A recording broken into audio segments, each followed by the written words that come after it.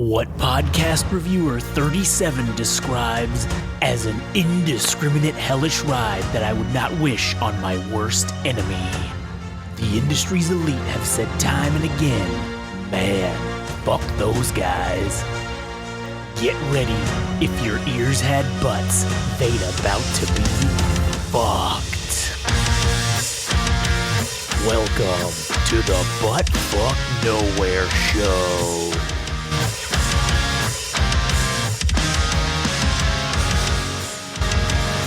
Well. Look what we got here.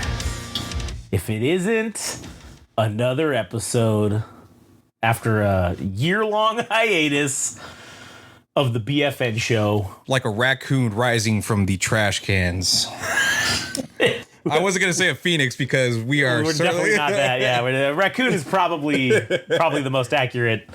We're like a little scavenger bastard that barely survives, and you thought you killed him, but he's actually still alive somehow.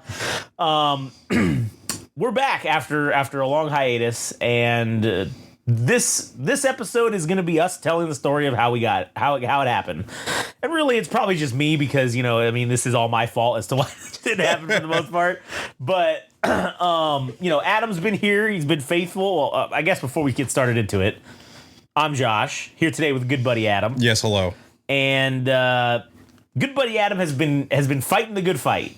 He's been continuing on with All Gas, No Trash, and he's been doing the work of putting in the podcasts while I was attempting to get my life and things in order. And one of those things was to no longer be a slave to the man anymore. And that has essentially given me now the freedom to do this. Mm. And I will say that it fucking sucks ass being a slave to the man. Like I've said it before in a bunch of episodes, and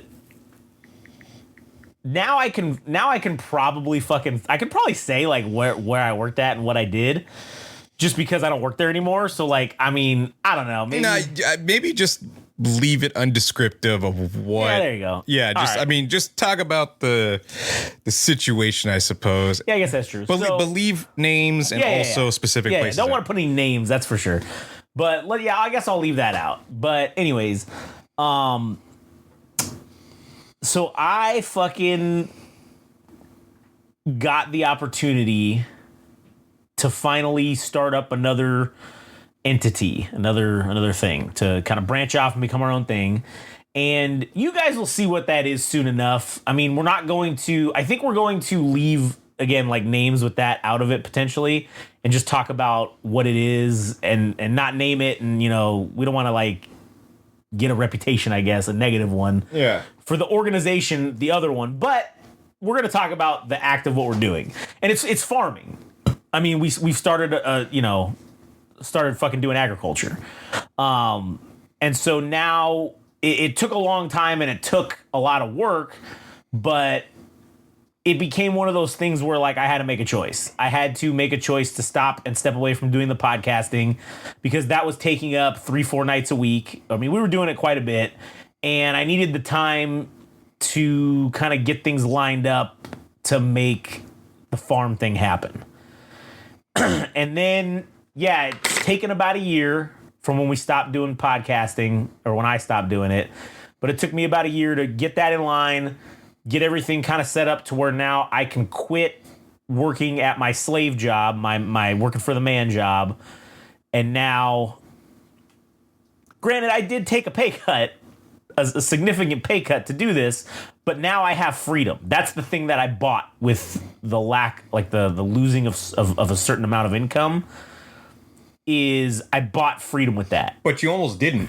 Or, well, maybe you would probably know better, but I imagine the cost of driving to where you went as far as your employment goes, probably was a significant cost. Yeah, it was. And so, yeah, granted, like, the amount of money that I took from a pay cut, it's not made up by the fact that, Okay, never mind. I mean, it's not, I mean, I was spending probably $300 to $500 a month in fuel, let's say.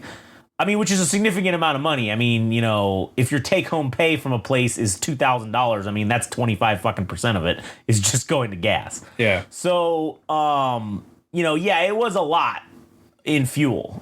But I took a much higher pay cut, I guess, than that.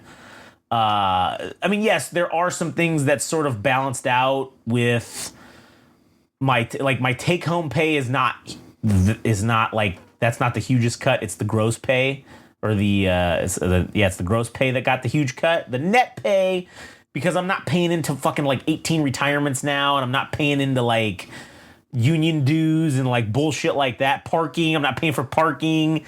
There were other shits that we had to pay into that like I don't have to pay into now. So a higher percentage, even though I make less money, a higher percentage of my money goes into my pocket, because basically I'm just getting paying taxes and that's it. I mean, at the other place, I mean, I was paying $100 and something a month just for fucking parking.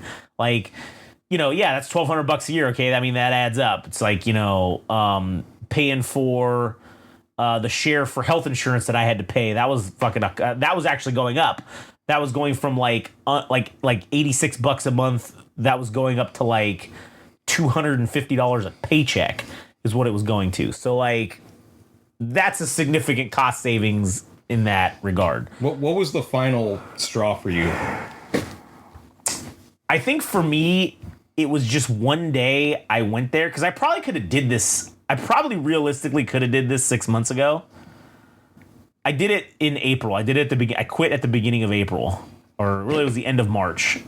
And my last day was like March 29th or 28th, something like that. And then I called in fucking sick like an asshole. So fucking really my last day was earlier than that. I really didn't even go my last 2 weeks. I basically, when I gave the 2 week notice, I think I went for 2 days after my 2 week notice, and I left all my shit there, and I bounced. I didn't go. I just called off for the rest of the time. Because what was the point? In my opinion. But anyways, the final straw, I think, was seeing one day just going there and just going like, all right, I got to make a decision. I can't do the farm and this now.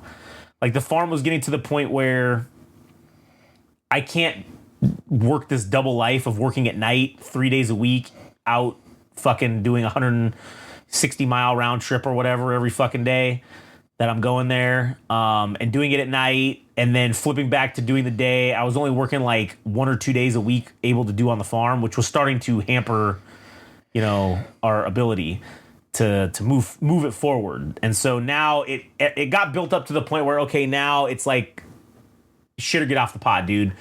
You can't like dip your toe in and dip your toe out, because we're spending money on stuff, on payroll and everything like that, but like someone's got to be there, and that's me. I have to be there to handle it. So, you know, it just became, okay, cool, we can get more work done if I'm there and we're working 5-6 days a week, as opposed to, now granted, I mean, there's been delays and there's been problems and there's been fucking issues that we've dealt with even when doing this stuff, but that's not to say that it hasn't been a failure or whatever. I mean, it has been a complete success. Like, quitting was the best fucking thing that's happened to me.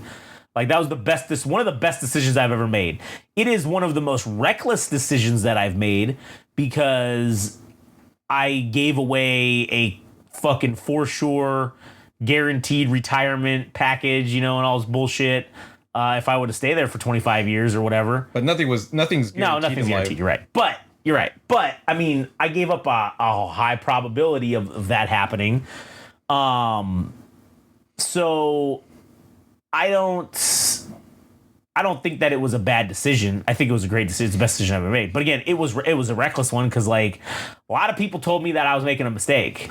A lot of people have still told me that I've made a mistake, that's a dumb decision, that they would not have made that decision to rely solely on this thing. And what? May I interject? Oh, yeah, go ahead. All right. So I do remember talking to you and you pointing out shit, I haven't been talking into the mic loud enough or close enough, but I do remember you mentioning that because of the way you were getting paid, or how that whole department was getting paid, was through federal funds, right? Oh yeah. So it was, I don't know if it was almost a guarantee at that point that they were going to cull money everywhere, and that would probably include what you were doing previously. Yeah. So it that was part of the decision too. I should say you did remind me of that and bring that up. That was a major part of the decision of, okay, what's the point in sticking around? Yeah, I could sit here and milk this other place, but the lack of being able to do work on the other side of the week and doing it for the farm, that really started fucking getting at me, because it's like, okay, the farm's just going to sit here and keep spending the same amount of money regardless. We need to at least be doing the work. We need to be working. Like, we need to be fucking doing that work, right? Working 2 days a week ain't fucking cutting it. So now we put in a lot of work in the 2 months that it's been, or 2.5 months that it's been since we started, because we started right in like the second week of April, I think, was when we started hitting this shit hard, basically trying to go full time. And yeah, we've taken off some days here and there, and there's been some times where we haven't been able to go. Right now we're in a hiatus because, but I mean, that's an insurance issue that's a whole nother fucking story. We'll probably talk about that on the farm podcast, which you'll probably be seeing soon, called The Farm is Fine. That's going to be what the fucking podcast is called. Us talking about farm shit. But regardless of all those things, we've still gotten way more work than we would have if I would have been just doing this double life thing and going there 1 or 2 days a week. And this has also been, well, sorry, going back to the thing you were saying about I don't want to overlook that, about the department and the thing being funded federally and having all these other funds, and essentially just the economy looking like it's going to take a shit. It was like, if they're gonna fucking cull this place or put it out to contract or do something like that, I don't want to even fucking be here. There's no point in me sticking around and suffering. Like, I might as well just end it now. And yeah, so a lot of people would say that the smart move would be just to fucking stick it out, because there's people that still work there now that think that, oh yeah, this is just like a guaranteed gig and everything's gonna be fine. But like, I don't think everything's gonna be fine for them. I think they're all fucked. No one over there wants to see the reality or the writing on the wall, because nobody else over there has a backup plan. Like, this is it for them. I've been working in the last 3 to 5 years trying to get out of there, and working. This was a backup plan. If this were to have blown up as quickly as we thought it could and started producing money, this was a way to get out of there. I mean, obviously we haven't made any money on this thing. It's a work in progress. It's a work in progress. I mean, it is what it is. Now that we've got the farm, we've got a built-in advertising tool. So, I mean, maybe we can start turning this thing into making money. I mean, and that's always been kind of part of the deal and part of the plan, was these things that we're doing. It's not putting all your eggs into one basket, right? It's having, like, that's why we have 18 fucking different podcasts and all these different things. It's like just, if one of them hits, that's all you need, is just one of them to be successful, and it will fund and carry all the other shit that we want to do. And that's kind of where we're to the point now where we can do that. I'm still lucky that I was able to do it now. Frank's going to be the next one that comes on. I mean, you're working full time, or basically almost full time for the farm. You're working between the couple. You're getting paid, right? We're all getting paid. Frank coming on full time is going to be, he's like going to be another one where he's going to be escaping. And I may do an episode with him talking about, we probably will do an episode with him just talking about his journey of, leaving his place and going through that shit, because that's also going to be a fucking hilarious story by the end of it. I could tell the way it's going, but that's a story for him to tell, not me. So whatever, when that happens, he will come on and fucking talk about it. But for now, this is just talking about obviously my portion of it. And yeah, going back to what you were saying, the potential for layoffs or whatever bullshit they had, plus You know, me generally just hating fucking working there. And yeah, like, you know, it was cool working with the two people that I worked with. Like, they were cool. Like, you know, we didn't have no problems. Like, we got along fine. It was just, and this is something I was trying to explain to them that was kind of hard for them to understand, was like, you know, it's not you guys, man. Like, if I live 5 minutes away from my house, like if this was 5 minutes away, like, yeah, I would just still fucking stick it out and come here. But that's not the case. I'm miserable coming here and working nights, having to flip back. I'm missing so much shit with my kid. I mean, like, cause I'm working 7 days a week. Now, yeah, like I'm on call 24/7 with this thing. Cause, you know, with this farm thing. Cause like I'm the buck stops here type of deal. But I set the schedule. Like, I make my own schedule. Like, you know, we work for ourselves and we don't gotta fucking, like, we don't answer to anybody. It's like the truly most free we've ever been. Oh yeah, man. And it's fucking awesome. Like, I will say, just to go back before we get into that portion, to go back to the quitting scenario. I got to see the video of the fucking, because they record their meetings, their high level meetings that they have, and I have multiple sources and moles within the management organization there at that place that I worked at. And so I got to actually watch the physical video of them announcing it and everyone cheering and fucking, like, it was like that scene on The Wolf of Wall Street when they make all that money or whatever. They all throw their hats in the air. They're like, oh my God, and the strippers and all kinds of shit. We're not fucking leaving. Yeah, that was them, management being so fucking excited. And I will say this, dude, like, the heinous things that they said about me during that shit that I got to see, like, about them being so glad that I'm just gone and I'm just a miserable fucking piece of shit. And I will say this, all I did was fight for the guys that were at my level, that were in the trenches with me every day. I fought for them so that no one was getting fucked, and all I did was try to make things as fucking fair and even for everybody as possible. And I fucking did my job in that sense. I did that. You did what the union should have done. Right. I was the union. All right. And then I did it. I had it made it happen. And that's why they fucking didn't like me so much, because I was causing fucking those problems or whatever. Right. And as I had always said, man, I'm a very easy person to work with. Like, if we just talk, let's talk about it and let's fucking figure out a solution that works for both of us. I want to be out over here all the way to this side. You want to be over here to the other side. Well, realistically, we're gonna just whittle our way down and we're gonna meet somewhere in the middle, right? That's how shit works. But when you guys don't want to fucking play ball, that's cool. I got other options, so I can go fuck with you. And that's what I did with them. Right? I fucked with them a lot, and they didn't like that. So they didn't like it because I was right. That was the problem. But anyways, yeah, just so.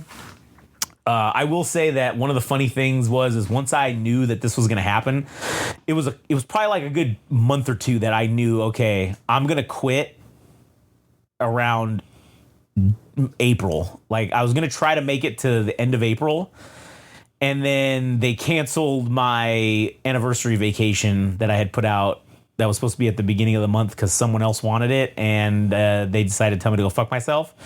So I said, all right, cool, I'll just quit so that so that it doesn't matter. So I said, well, that just upped my timeline by 30 days. So I was like, fuck it, who cares? It's only 30 days. So the when I knew I didn't give a fuck anymore, there was this group chat that was going on with everybody, with the one supervisor and all the assholes. So there's one chick who's like the fucking favorite. Okay, I'm not gonna say her name, obviously, but she knows who the fuck she is. I doubt that she listens, but if she does, you know who the fuck you are, all right? And you know you're a piece of shit for this. But anyways, this chick puts in the group chat about getting forced to work like overtime or whatever to the dude who's a supervisor, and basically was like, what the fuck, you bitch, like said some shit like that. And so I responded back with like a crying, like, tantrum toddler emoji, and I was like, oh, hey, that's cool. Like, that's funny. Look, somebody's throwing a tantrum. Like, I said some shit like that, right? And then everybody thought that was the funniest shit ever. And so then nobody said shit to me. And then in the next thing, the dude says like a week later, oh, hey, everybody check the updated schedule. So I was like, okay, cool. So I looked at it and I said, hey, man, I just wanted to clarify about so-and-so, like, getting taken off and they're not working overtime and now someone else is working overtime in their place. Yeah, that's correct.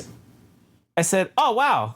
looks like throwing attention really does get what you want. I said, good to see who really runs things around here.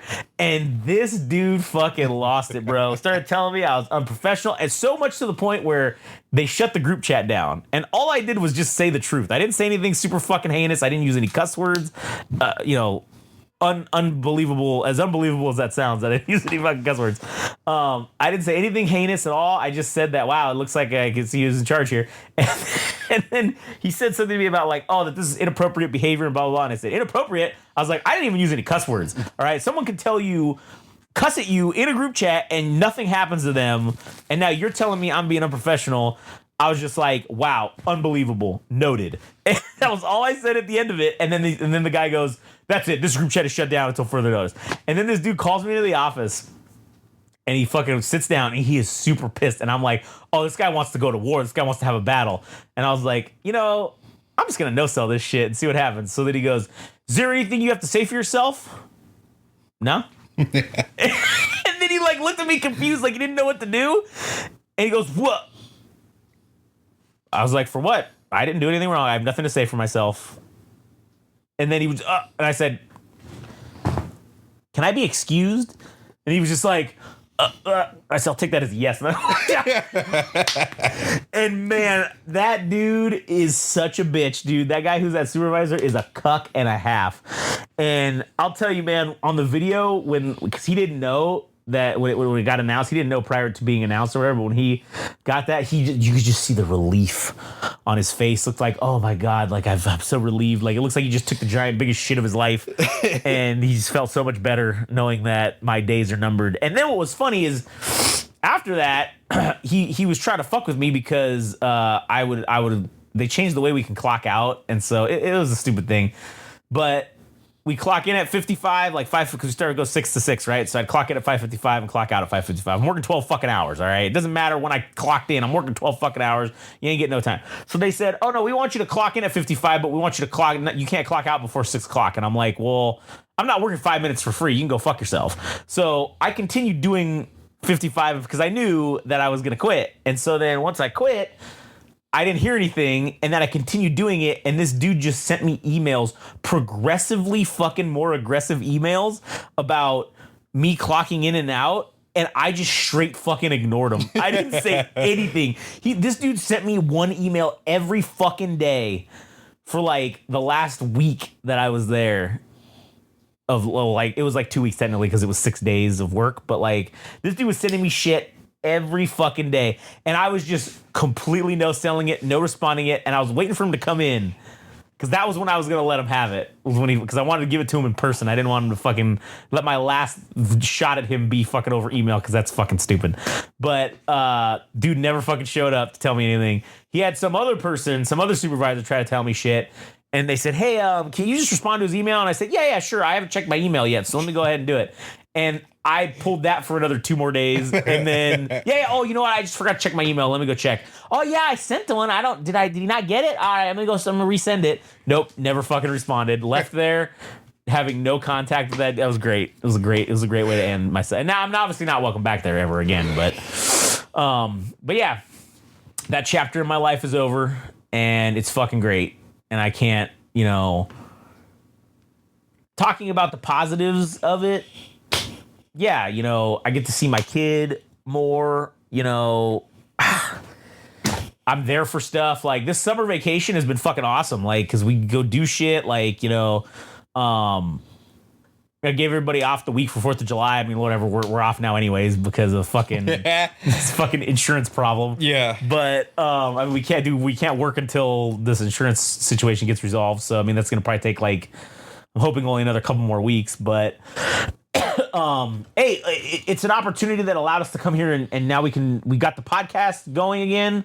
So like, cool. Now I can fit in 1 day a week into our work schedule of like, cool, we can do podcasts like for a couple hours, like 3-4 hours or whatever, or whatnot. Our setup's mobile. We could take it to the farm and fucking do shit there in the trailer. Like, I mean, shit, there's plenty of shit we could do. But now that we got that going and this is kind of going, I think this is a positive, taking a negative and turning it into a positive, I guess. Right. So, I mean, I'm stoked for the fucking future shit and where it's going to go. And I mean, there's big fucking plans, dude. Like this farm thing's gonna be a huge fucking thing. It's gonna be a bunch of different shit, and it's ambitious, but you know, that's what it takes to fucking get shit done. Is it takes some fucking ambition, and it takes a little bit of goddamn drive and fucking motivation. And now that I've essentially burned all the boats, I guess, as they say, now there's no path but forward. There's only success. It's either success or die. Failure is death. And there's, okay, cool. Well, we ain't dying, bitch. So success is where we're going, and that's the only path forward. And like I said, I know I'm going to look back in fucking 20 years or 30 years from now. God, man, I'm going to be fucking 39 in November. But when I'm fucking, in 30 years, goddamn, fucking 69. Jesus Christ. In 30 years, when I look back when I'm in almost 70 and I go, damn, when I fucking made that decision to quit, that was the best fucking decision I ever made in my life. And goddamn, I should have done it fucking sooner. And I'm not saying that like this situation doesn't apply to everybody. I mean, maybe that's not the right move for some people, but for me, I just feel like that was the right move. And I think all of us that quit working our other jobs to do this, because I'm not the only one. I mean, there's several other people that are quitting their jobs to come do this like full time. And I think we're all going to look back and go, goddamn, what a fucking privilege it was to have the ability to be able to do that for ourselves. Man, you know? Speaking for myself, I'll tell you what, waking up in the morning, even if it is like 3 a.m. or 2:30, still dark outside, and showing up at 4 a.m. at the property, and then getting to see a sunrise. And I don't know, I think it's when you're facing west, you can see the mountains on the northwest and on the southwest end of the property. Well, not the property itself, but like when you're facing west, you can see mountains to south of you and to the north of you. And man, I take about like 15 or 30 seconds, and I don't know if it's because I'm older or what it is, but I never really enjoyed nature. Like, I've gone to the Grand Canyon and a few other things, and you don't really care about those things when you're younger. I mainly cared about video games, but as an adult, I will say that I have taken like 15 or 30 seconds of my own time, just like standing still and looking at each mountain range on both ends. And I'm like, damn, this is the fucking life, dude. And I've already seen some crazy shit. Like, it's so interesting to see things happen on a daily basis where there's like these hawks. I don't know where they live on the farm or where they're at, but they consistently like fly over. There's a peacock that just won't shut the fuck up. There's rabbits. There's one that got murdered, I saw the other day, well, a while back, but there's always something going on. It's always interesting, and it's definitely made me appreciate nature a whole bunch more. And I think it's only going to be amplified by the fact that once we harvest actual crops and get to taste the fruits of our labor, it's going to be amazing. Like, I can't fucking wait for that part. Yeah. I mean, we got some test shit in the ground right now that we're going to probably have for us to try like in the next couple of months. But man, that's going to be sweet. And you guys, like I said, we'll do a whole episode. We're gonna do this farm fucking podcast talking about all the shit we do on the farm. So like, you'll hear all that stuff on there. I don't want to like fucking turn this into the farm podcast, but it is a fucking sweet proposal that we get to do this. It is pretty fucking awesome.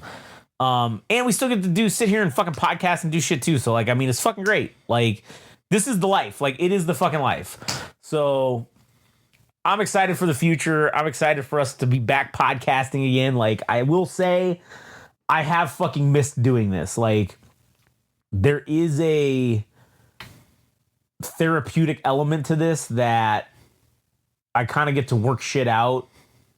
Instead of doing it in my head, I get to sit here and talk to everybody and work my own shit out, as opposed to just doing it internally, which then leads to mental illness. So fucking, this is a much better alternative to doing that, at least for me. So, and it's productive. Yeah, I mean, it's productive because we're furthering, our subscriber count, hopefully slowly but surely, to where, we get to turning this thing into making money one day, or maybe it never does, and maybe this is just a fun thing we get to do because we don't have to work slave jobs. So, anyways, at any rate, that's the update over here. You got anything else you want to talk about?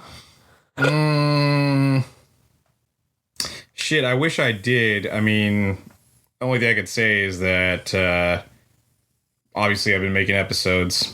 Yeah. In the lack of presence of from Josh for like what was probably been 11 months. Do you know in the time from when 11 months or whatever ago, how many subscribers we had on YouTube and how many you've increased? I want to say 150 because I think we hit 50 in April. Yeah. Or May of last year, and then it that's like an approximation, but we probably gotten 150 subscribers on the YouTube. Shit, I'm not holding it, but yeah, let me repeat that. So I think around April, May, we hit 50 subscribers, not knowing if we would. Excuse me. I laughed and I was on the verge of burping. But yeah, we hit 50 subscribers, I think, in April, May last year, never thinking that we actually reached that point. And it's still wild to think that we've even hit 200 subscribers on YouTube, which is super cool to do. And I'm hoping that means that in the future, the momentum continues to build up for literally anything, whether that's like the music podcast or anything else. Like, hopefully there is something of interest interest to you.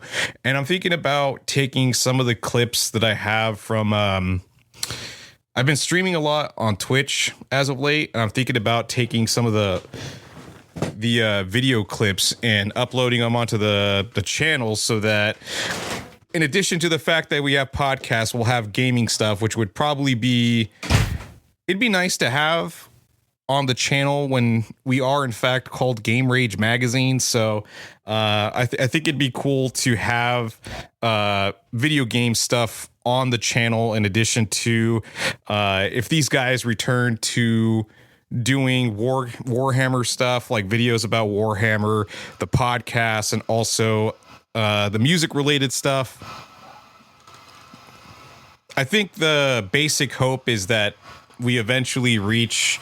I know one of us one or more of us have an affinity for Rooster Teeth as a company to be like a one-stop shop for all types of media and entertainment, and that's ultimately the goal or aspiration for this.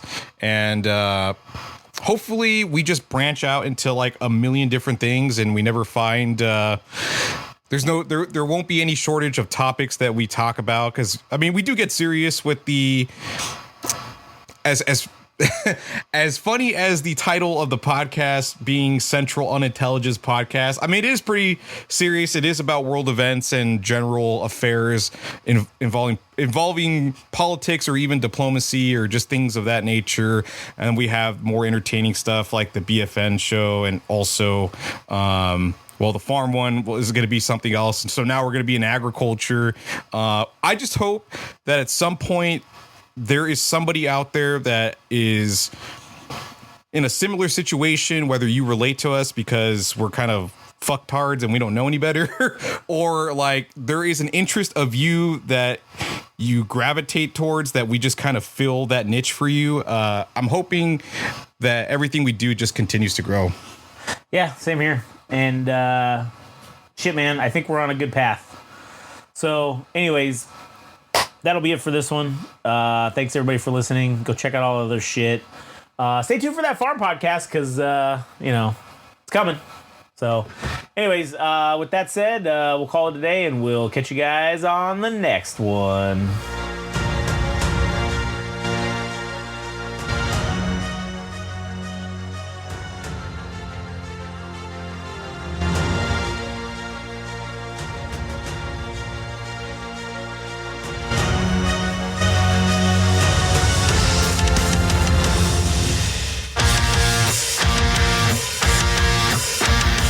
This has been the but fuck nowhere show.